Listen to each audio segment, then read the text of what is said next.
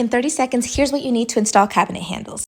First, use a guide for the size of your hardware. Secondly, I made sure that the cabinet doors were level. If they weren't, I readjusted them. This step is important because that guide is only going to give you level results if you start out with level doors. I ordered this jig off Amazon because the ones sold in stores are not big enough for this size handles. I also used a drill bit specifically meant for this purpose. Comment for the links of any products shown. You'll need a drill, and it wouldn't hurt to have a vacuum around to clean up after. With just a few tools, you can properly install hardware on your cabinets.